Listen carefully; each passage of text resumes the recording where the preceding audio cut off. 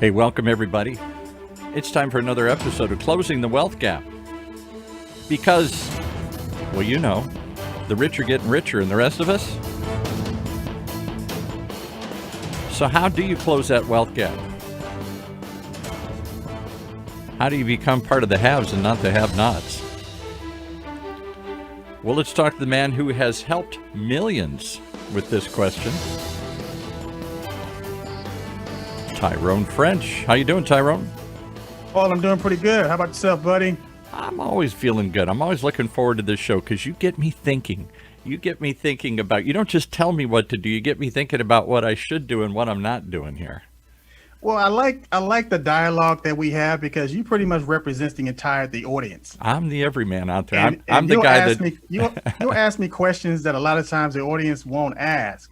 As far as, you know, the emails and the letters that I get, Right. You're very specific as far as playing that devil's advocate. So I need you. I need your energy on this show. It's very much appreciated. Well, I appreciate you letting me come in because you do let us ask the questions that are on all of our minds, but we feel too dumb to ask. Hey, and another shout out to OC Talk Radio. I mean, without this platform, a lot of people wouldn't have a voice. So Thank you. And from our new studio here at UC Irvine's Applied Innovation Center, we're kind of shut down mostly here these days, but spectacular new space. Hope you'll come down and check it out here, right on the campus of UC Irvine. It's just like everything else, though. You're adapting. Like you're in your studio in Irvine. I'm in my studio in Long Beach, California. And, you know, we're still making it happen. We're still making it happen. Well, what do you want to talk about today? Well, you know, this show is Closing the Wealth Gap. And, you know, staying on that theme, you know, we're in this COVID-19 thing, and it's devastating families. Yeah. And do you think it's hitting everybody evenly? Or I see many of the wealthy, who cares, just blowing it off like it's no big deal. They're annoyed, actually.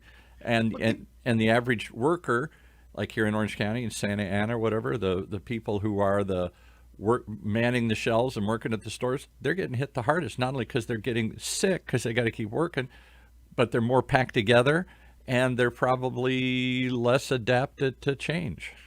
Think about this. You know, the mayor will come on TV, the mayor of Los Angeles, the governor of California will come on television, and they'll say, okay, well, we're gonna add these restrictions, and we want you to stay home, stay at home, right? But what they're not offering is the assistance for a lot of these people to stay at home.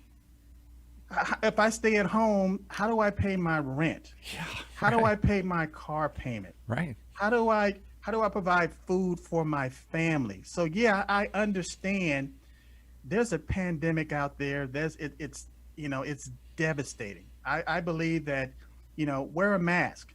You know, I believe in that wear the mask.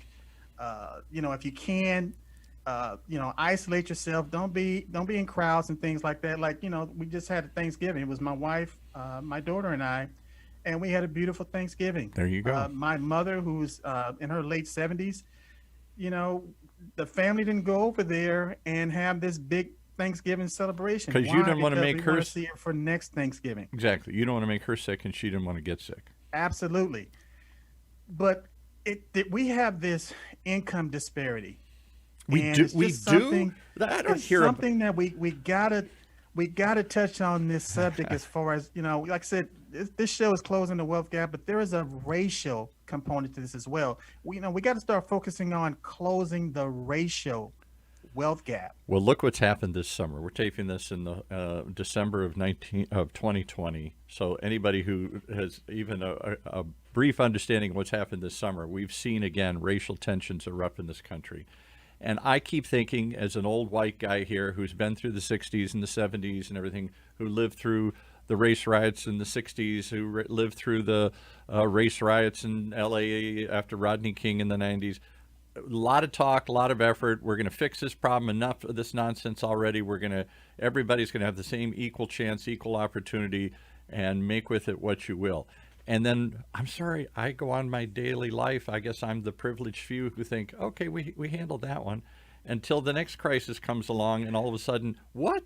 You mean there's still a pay gap between men and women? You mean there's still a huge gap between people of color and and old white guys like me here. If you read a lot of the newspapers and periodicals from the 1960s, you'd swear you'd be reading the same thing as Yeah. far as in 2020. We've been here before. Why do we keep and then nothing happens? A lot of talk, a lot of commissions, a lot of good intentions. Really, I think people sincerely, as a country, we say enough of this nonsense, and then we move on, and nothing much changes. Without the real power in this country is economic. Yeah, It's right. economic empowerment. And there's a survey. There's a survey that the Federal Reserve puts out every single year. A matter of fact, the 2019 Survey of Consumer Finances, right at the Federal Reserve website. This is not hidden information. This is something that is public, that every consumer, and I highly recommend you going to the Federal Reserve website, federalreserve.gov. There's a section called it's Fed Notes. And so when they produce these surveys, there's certain writers that come out, and what they do is they pull the meat out of those surveys. Because a lot of people, those surveys are pretty long. Oh yeah, and pretty hard to read. It's They're all pretty hard to read. So what they do is they have these things called Fed Notes. And so just September 28, 2020, I'm just going to read this out. It said disparities in wealth and race by ethnicity in 2019 based on this survey of consumer finances. And what they found is something that, again, this information, this knowledge is hidden in plain sight. yeah. The gist of the article is that the reason you have these income inequalities and these huge gaps is because white people tend to pass down wealth from generation to generation. Mm-hmm. Blacks, Latinos, and others, they don't do that. And so you have this cause and effect relationship, and there's two words in this survey that they stick out like a sore thumb. One word is inheritance, and the other word is gift. Inheritance and gift. Inheritance and gift. Okay. And what that means is, what they're saying is that, let's say first generation, they bought property, they bought a house, Mm-hmm. and they ended up buying a couple of properties for retirement or whatever. Mm-hmm. When they get older and they pass away, they tend to pass that property down to their kids. Mm-hmm. and to My their dad left grandkids. me his fully paid house, and now it's a rental property for me. Rental property for you, and the only thing that you're the maintenance and the property taxes Exactly. And the insurance, maintenance, and property. the insurance. Right. So basically, when you look at a lot of minority communities, they pretty much start at zero, going towards the next generation. Mm-hmm. I'll give you a case in point. Again, we got this order where a lot of people need to, stay at home. Mm-hmm. A lot of people are losing, they can't pay the rent. And there's certain safeguards in place so that people won't be evicted. Right. But a lot of these safeguards are starting to expire. Yeah, I think the end of And the it year. doesn't, meant- and it does, yeah. Paul, it doesn't mean that they're not obligated to pay that rent. Exactly. They just can't kick you out right now. So if you were struggling to pay 1 month's rent, and now you have to come up with 3, 4, 5 months rent, Wow. Wow. that's going to be a huge problem. Right. A huge problem. Particularly if you don't have the reserves to draw upon. Not everybody. I don't know what the statistic is, but it's always shocking. It's like 70 or 80% of Americans can't make it a couple weeks without a paycheck. Exactly. Meaning that they only have, based on an emergency reserve, they only got about $500 or $400 set aside just for an emergency. Right. Yeah. And life is filled with emergencies. You break your leg, something happens, you lose your job, a hurricane hits, something horrible happens, and you have to survive for a while without a paycheck.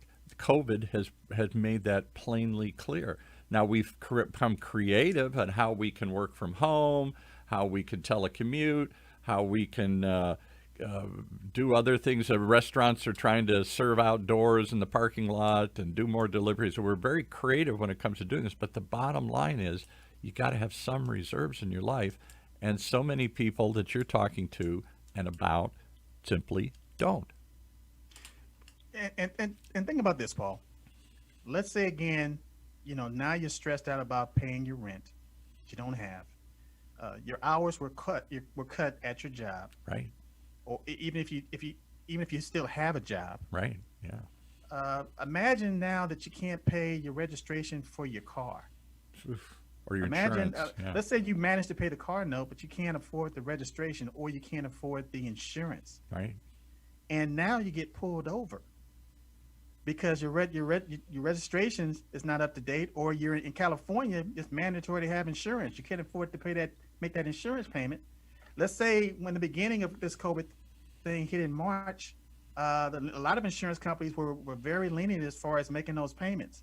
Oh well, we're gonna defer this one, the first one. We're gonna defer this, Right. but then that leniency went out the window. Because they got bills to pay. They got creditors. They have bills to pay. Right. So now what they're saying is that, okay, you missed a couple of payments. So now what we want you to kind of do is add more money to that monthly payment. So if you were used to paying, let's say you were used to paying like maybe $100 a month for insurance, for your car insurance. Mm-hmm. Now all of a sudden, because you deferred a few payments, now that payment went up to $150 a month, or $175 a month. And explain this to me. I've never understood this. Okay, so I went through this myself. I had a crisis in my life back in the Great Recession. My business went under. I had wasn't in radio at the time. I had a PR firm, and all my clients dried up and went away. And suddenly I shut down the business and went home, and suddenly I didn't have enough money saved. Suddenly I'm gonna lose my house, and I'm not making my payments on my house, and bad things are happening. And I had built up way too much credit card debt during the good times, something foolishly, I only did that one time in my life. And so now I got a double problem. I got the normal bills, no income to pay the normal bills, and I got all these extra bills. Now, when I was making the money, I could sustain the debt. But the minute I lost some of that money, or all of that money, that income, I couldn't sustain the debt that I built up. I couldn't even tell you what I bought. But the $10,000 went to $20,000 on the credit cards pretty fast because I wasn't paying the interest. Right. And here's my question. So instead of saying to me, I see you're struggling, Mr. Roberts, why don't we work something out? They said, Mr. Roberts, you're late in your payments. That good credit that you had where we only gave you, 8%, 10% on the credit card, it's now doubled. Your interest is now 20% on the debt. I said, you're like a loan shark. I said, if I couldn't pay you 10%, how the hell do you think I'm going to pay you 20%? Exactly. And it turned into a multiplication. And do you know that debt? I think I had $10,000 or $20,000 on a credit card. After a year or two, this sounds hard to believe, not just because I borrowed some more money. It got up to like $50,000. Yes. And it was snowballing. And I thought to myself, when things go bad, everything goes bad. When I was in good standing, when I had good credit and paid my bills on time, they made it easy to borrow and cheap to borrow. The minute I had trouble, they still lent me more money. Oh, you need some more? Have some. But they doubled, tripled the rates that they were charging me. It was like a loan shark. And I got so far behind, I told them, I said, I can never pay this off, ever. Right. And we ended up going to court and settling it. And they were all pissed off at me that I settled it for 10 or 20 cents on the dollar here. And I said, what choice did I have? You rather than work with you, you almost guaranteed, if I couldn't pay it here, by increasing my cost of that debt that I've already accumulated, you made it impossible for me to pay you back. And you know what? Again, that's part of the system. I mean, in the beginning, they call it credit. They don't call it bondage because nobody would borrow the money. Yeah, right. So they call it credit. And then when you fall behind, it becomes debt. Yeah. And when you get to the point where you cannot afford to make those payments, it becomes bondage. Yeah. And then here comes the debt collectors, and here comes the lawsuits. Yeah. And the process Oh, and the ugly people that follow afterwards. When the bank writes it off and sells it to somebody else for 50 cents on the dollar, that next guy who owns it, boy, they come after you like tooth and nail. They threaten you. They file lawsuits. They go. That's what they do. They scare the hell out of you to collect that money. And I thought, you want me now to pay you $50,000. The original debt was 10, and you want me to pay you $50,000. You paid 5 for the debt. The debt was really 10. You paid 5 for it, but all this interest and penalties and charges is built up, and now it's you think I'm supposed to feel bad that I owe you $50,000? I don't owe you $50,000. And and here's the coup de grace.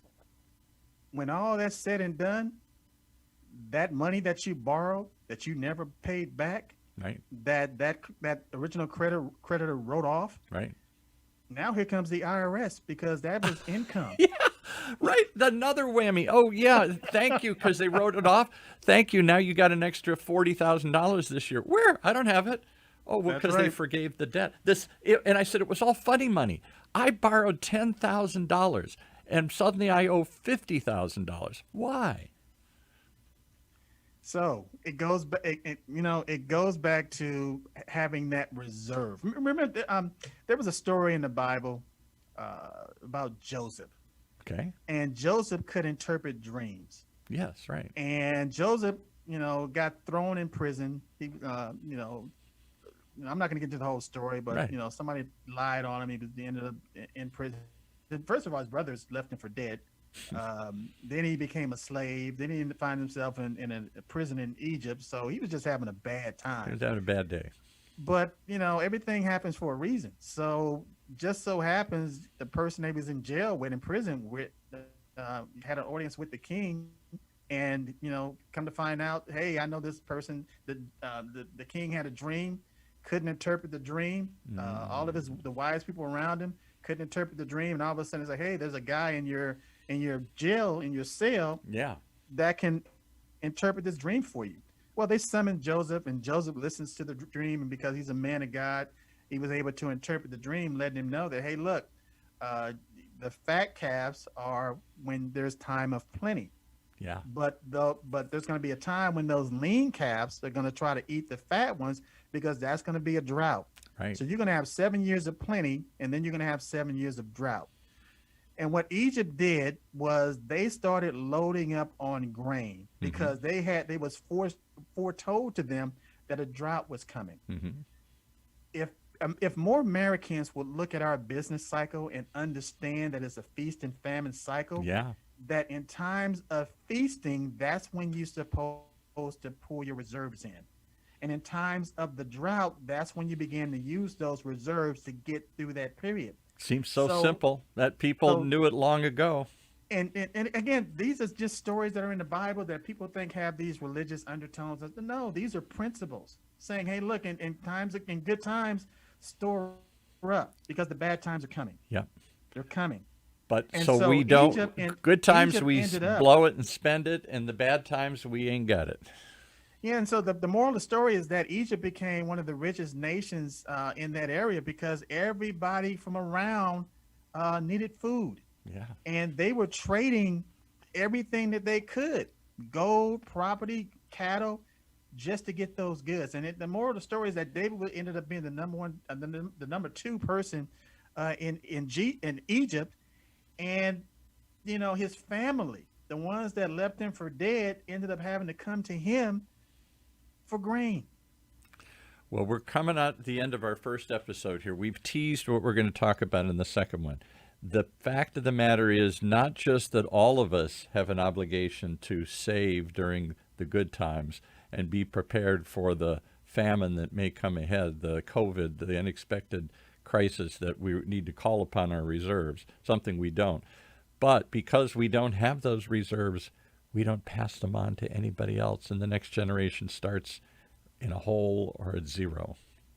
So in the next segment, what we're going to do is we're going to address how to solve these problems. What we did was we identified a problem in the first section. Right. In the first segment. This next episode, we're going to be very specific as to how to solve these problems, how to get through this pandemic, this And particularly for the calamity communities that we're facing right now. particularly for the communities of color, the people that just can't seem to ever get out of that hole, whether it's a systematic injustice that keeps them in bondage or where they can't participate, or whether it's lack of understanding of how the world works. We're gonna try and talk about that, right? Well, again, the report spelled out two, and I want people to remember these two words: inheritance and gift, or gifting. Okay. Well, we'll pick that up when we bring it back. Thanks for teaching us. Again, you've laid out the problem. Let's see if we can identify some solutions as we try and close the wealth gap right here on Orange County's only community radio station, OC Talk Radio. .net.